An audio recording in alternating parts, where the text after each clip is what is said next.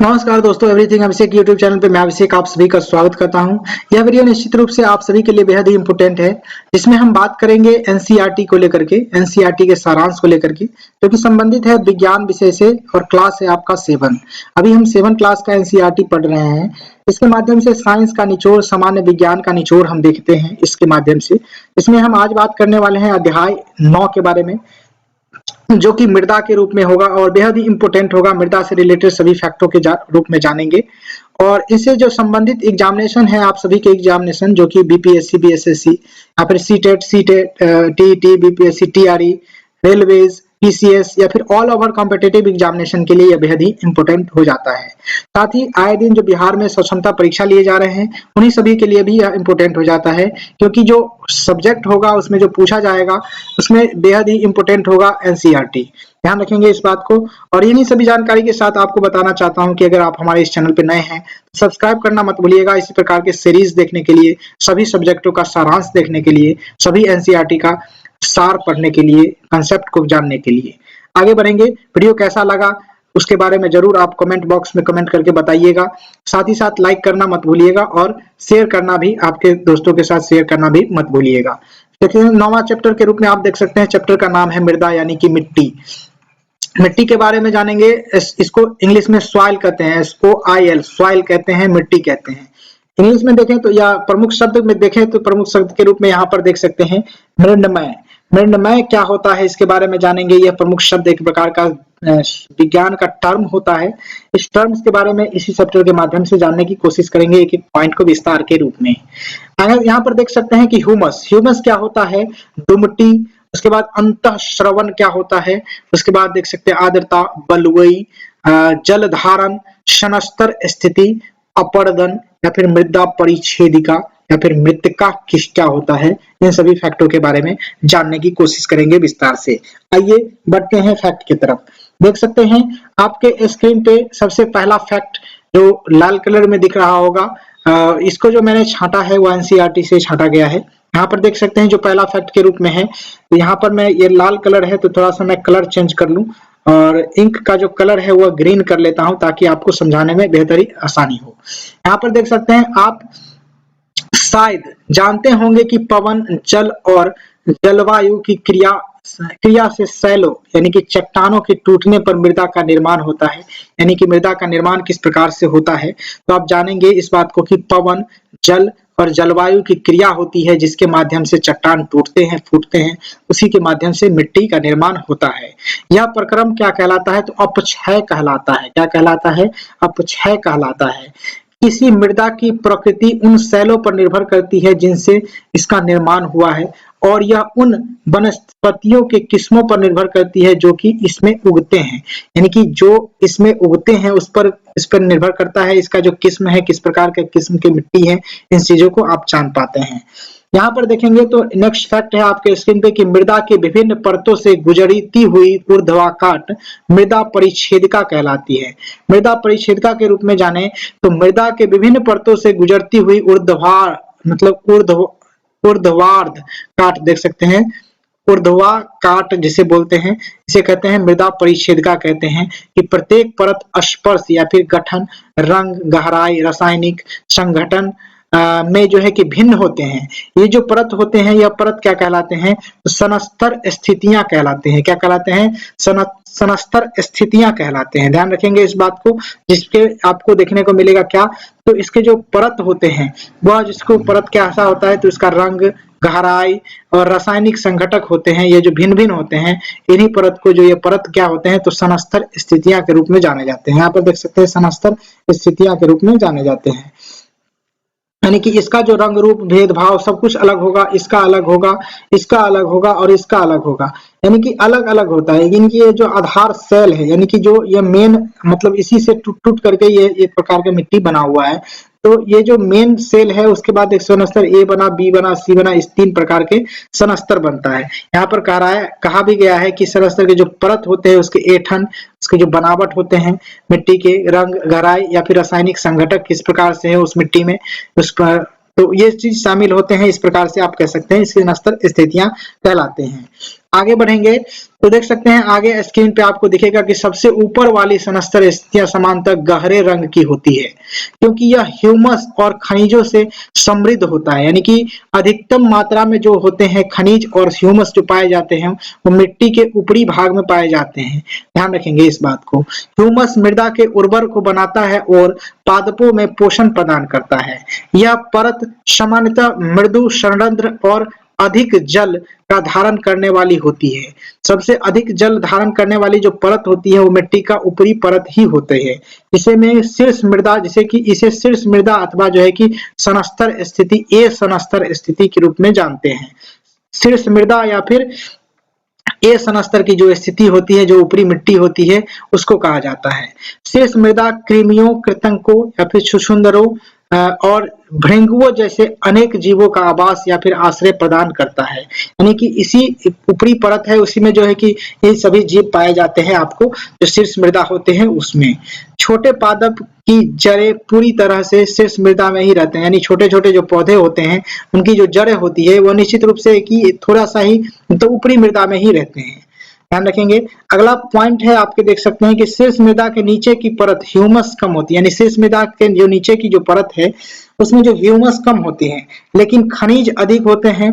यह परत सामान्यतः अत्यधिक कठोर होते हैं, अधिक संहत या फिर संघन घनी होती है और जो है कि यह सनस्तर बी के स्थिति के रूप में जाना जाता है। इसे मध्य परत के रूप में भी हम कह सकते हैं। मध्य परत या फिर बी सनस्तर स्थिति के रूप में हम जानते हैं।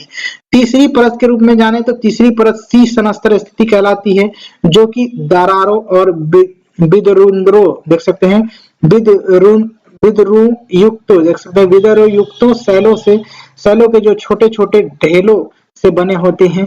इस परत के नीचे आधार सेल होते हैं। इस परत के जो नीचे वाले जो सेल होते हैं, सी सनस्तर स्थिति के जो परत होते हैं उसके नीचे वाले सेल को आधार सेल कहा जाता है, जो कि कठोर होते हैं और इसे फावड़े से खोदने के कठिन होता है। यानी कि इसे जो फावड़े होते हैं, कांटेदार वाला जो कुदाल होता है, उससे भी खोदने में इसे कठिन होते हैं। अगला फैक्ट के रूप में देख सकते हैं, सेल कणों और ह्यूमस का मिश्रण मृदा कहलाता है। सेल कणों और ह्यूमस का जो मिश्रण होता है वह क्या कहलाता है? मृदा कहलाता है। जीवाणु जैसे बैक्टीरिया, पादप, मूल और केचुए जैसे जीव मृदा के महत्वपूर्ण अंग होते हैं। ध्यान रखेंगे।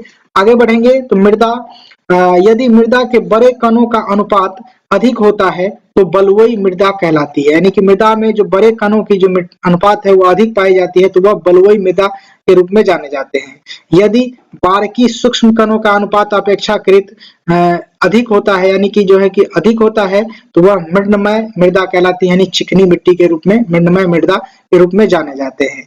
यदि देख सकते हैं, यदि बड़े और छोटे कणों की मात्रा लगभग समान होती है, बड़े और छोटे कणों की जो मात्रा होती है वो लगभग दोनों की समान होती है, तो यह जो मिट्टी होती है वो किस प्रकार की मिट्टी होती है? यह दुमटी मिट्टी कहलाती है, दोमट मिट्टी कहलाती है। अतः जो मृदा का वर्गीकृत बलुई, दुमटी और मृण्मय के रूप में किया जाता है। यानी ध्यान रखेंगे इस बात को कि मृदा को 3 रूप में बांटा गया है, बलुई मिट्टी, दुमटी मिट्टी और मृण्मय मिट्टी। और आगे कई भागों में और बांटा गया है, वो आगे जाके आपको पढ़ने को मिलेगा। आगे बढ़ेंगे तो ये जानकारी है आपको पीडीएफ प्राप्त करने की, और यहाँ से आप पीडीएफ प्राप्त कर सकते हैं। निर्धारित मूल्य किया गया है यहाँ पर अलग अलग क्लास के लिए। आप इस क्यूआर कोड के माध्यम से पेमेंट करेंगे और संबंधित ये जो नंबर आपको दिख रहेंगे, इस नंबर पे आप अपना पेमेंट स्लिप व्हाट्सएप करेंगे और व्हाट्सएप करने के बाद तुरंत ही आपको हाई क्वालिटी में A4 साइज का पीडीएफ आपके व्हाट्सएप नंबर पे सेंड कर दिया जाएगा, प्राप्त हो जाएगा। ध्यान रखेंगे इस सब जानकारी के साथ। और आगे बढ़ेंगे तो देख सकते हैं स्क्रीन पे आपका नेक्स्ट फैक्ट के रूप में कहा जाता है कि मृण्मय और दुमटी मृदा दोनों ही गेहूं और चने जैसी फसलों के खेती के लिए उपयुक्त पाए जाते हैं। पूछा जा सकता है इस प्रकार के क्वेश्चन कि गेहूं और चने के लिए किस मिट्टी को उपयुक्त माना जाता है, तो वह मृण्मय मिट्टी और दुमटी मिट्टी जो होती है, यह दोनों प्रकार की मिट्टी में अच्छे तरीके से गेहूं और चने का उपज देखने को मिलता है। आगे बढ़ेंगे तो मृदा की जल धारण की जो क्षमता होती है वह अच्छी होती है। ऐसी जो मृदा होती है, किसी मृदा मृण्मय और दुमटी जो मृदा होती है, इसमें जो है कि जल धारण की जो क्षमता होती है वह अत्यधिक होती है। धान के लिए मृत्तिका जैसे कि जैव पदार्थ से समृद्ध तथा अच्छी जल धारण क्षमता वाली मृदा आदर्श होती है। धान के लिए आप जानेंगे कि मृत्तिका यानी कि जैव पदार्थ जहाँ पर समृद्ध रूप में पाई जाती हो, अच्छी तरीके से जल धारण करता हो जो मिट्टी, वह मिट्टी जो है कि आदर्श मानी जाती है धान की खेती के लिए। मसूर तथा अन्य दालों के लिए दुमटी मिट्टी यानी कि दोमट मिट्टी की आवश्यकता होती है, जिससे कि जल की निकासी आसानी से हो जाती है। और कपास के लिए बलुई दोमट अथवा दुमटी मिट्टी मृदा की जो है कि अधिक उपयुक्त हो जाती है। कपास के लिए देखेंगे तो बलुई दोमट अथवा दोमट मिट्टी अत्यधिक उपयुक्त मानी जाती है, ध्यान रखेंगे, जिसमें कि जल की निकासी आसानी से हो जाती है और पर्याप्त मात्रा में परिमाण जो है कि वायु धारण करता है, यानी पर्याप्त मात्रा में जो है मिट्टी वायु को भी धारण करता है। आगे बढ़ेंगे नेक्स्ट फैक्ट की तरफ, तो गेहूं जैसी फसलें महीन मृणमय मृदा मिट्टी में उगाई जाती है, क्योंकि यह ह्यूमस से समृद्ध एवं अत्यधिक उर्वर होती है। यानी कि जो है कि मृणमय जो मिट्टी होती है, जो मृणमय मिट्टी होती है उसमें जो है अत्यधिक मात्रा में क्या पाए जाते हैं, ह्यूमस पाए जाते हैं और उर्वर पाए जाते हैं, मतलब उपज होते हैं यह मिट्टी, ध्यान रखेंगे। यहाँ पर देख सकते हैं विभिन्न प्रकार के जो मिट्टी के बारे में दर्शाया गया है, विभिन्न प्रकार के मिट्टी से जुड़े कार्य को दर्शाया गया है कि किस किस मिट्टी से कौन कौन से कार्य किए जाते हैं। आगे बढ़ेंगे तो यहाँ देख सकते हैं मृदा का अपर्दन के बारे में कुछ फैक्ट दिए गए हैं जो कि आपके लिए बेहद इंपोर्टेंट है। और कहा जाता है यहाँ पर कि जल, पवन अथवा बर्फ के द्वारा मृदा की ऊपरी सतह का हटना अपर्दन कहलाता है, जो कि पादप की जड़ें मृदा को मजबूती से बांधे रखती है। पादपों की अनुपस्थिति में मृदा ढीली हो जाती है, इससे क्या होता है, यह जो पवन और प्रवाही जल के साथ बह जाती है। मृदा का अपर्दन मरुस्थल अथवा बंजर भूमि जैसे स्थानों पर अधिक होता है, जहाँ की स्तर देख सकते हैं, जहाँ की सतह पर बहुत कम होता है, जहाँ की सतह पर बहुत कम होता है और अथवा कोई वनस्पति नहीं होते हैं।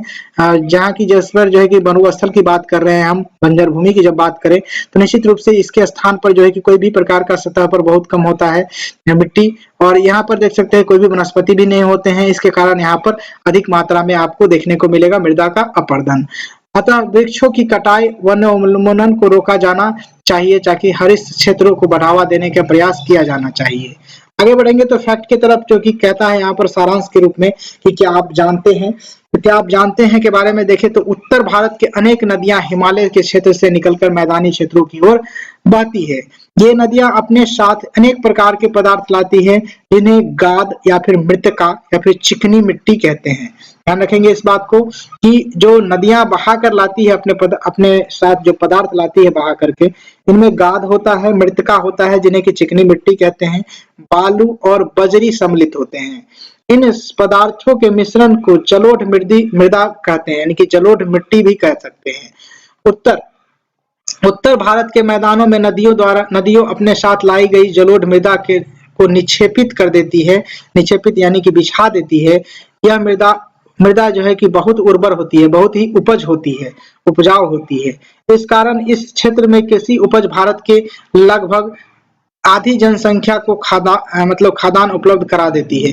मतलब यह इतनी उपजाऊ होती है कि भारत के आधी जनता को जो है कि खाद्यान्न उपलब्ध करा सकती है। आगे बढ़ेंगे फैक्ट की तरफ, तो देख सकते हैं आपके स्क्रीन पे सारांश के रूप में दिखेगा। सारांश के रूप में यहाँ पर देख सकते हैं, कहता है यहाँ पर कि मृदा जो है कि मृदा जो है पृथ्वी पर जीवन के लिए महत्वपूर्ण है। मृदा जो है कि पृथ्वी पर जीवन के लिए महत्वपूर्ण है। उसके बाद देख सकते हैं किसी स्थान को मृदा परिच्छेदिका, वहां की मृदा के विभिन्न परतों का परिच्छेदिका होती है। ये परतें सनस्तर स्थितियां कहलाती है। देख सकते हैं अगला फैक्ट है, मृदा विभिन्न प्रकार की होती है, मृणमय मृदा, दुमटी और बलुई मृदा। एक जलोढ़ मृदा भी होती है जो कि नदियों द्वारा बहा करके लाई जाती है। आगे बढ़ेंगे तो विभिन्न प्रकार की मृदा में जल के अंतःस्रवण दर भिन्न दर से होती है। यानी कि जो अंतःस्रवण दर यानी कि जल के जो अवशोषण करने की जो मात्रा होती है, रेट होती है, यह अलग अलग होती है। यह दर बलुई मिट्टी, यह जो दर है वह बलुई मिट्टी में सबसे अधिक पाए जाते हैं और मृणमय मृदा मिट्टी में जो है कि सबसे कम पाए जाते हैं। आगे बढ़ेंगे तो विभिन्न प्रकार की फसलों को उगाने के लिए विभिन्न प्रकार की मृदा उपयुक्त होती है, जैसे कि मृत्तिका यानी कि चिकनी मिट्टी का, और जो है कि दोमट मिट्टी गेहूं और चना के लिए, धान उगाने के लिए उपयुक्त होते हैं, जैसे कि कपास के लिए आप बलुई दोमट मिट्टी का उपयोग कर सकते हैं या बलुई दोमट मिट्टी का उपयोग किया जाता है। आगे बढ़ेंगे नेक्स्ट फैक्ट की तरफ। तो मृदा अपने में से जल को रोके रहती है। मृदा अपने में जल को रोके रखती है और जिससे कि मृदा आर्द्रता या फिर नमी, मृदा नमी कहते हैं, यानी कि जिसे मृदा आर्द्रता या फिर मृदा नमी कहते हैं, या फिर मृदा कि जल को रोके रखने की जो क्षमता होती है, जल धारण क्षमता विभिन्न फसलों के लिए अत्यधिक महत्वपूर्ण होती है। ध्यान रखेंगे कि मृत्तिका यानी कि चिकनी जो मिट्टी होती है का उपयोग बर्तन बनाने में, खिलौने एवं मूर्तियां बनाने में किया जाता है, चिकनी मिट्टी का उपयोग। ध्यान रखेंगे। आगे बढ़ेंगे तो नेक्स्ट क्लास का आपका जो है कि पीडीएफ आएगा, नेक्स्ट क्लास का जो है कि सीरीज आएगा। इसमें हम जानेंगे जो है कि आपका जो चैप्टर होगा 10वां चैप्टर, इसके बारे में हम नेक्स्ट वीडियो में हम जानेंगे। फिलहाल इस वीडियो में बस इतना ही। Thank you for watching this video कैसा लगा निश्चित रूप से आप कमेंट करके बताइएगा। जय हिंद, वंदे मातरम।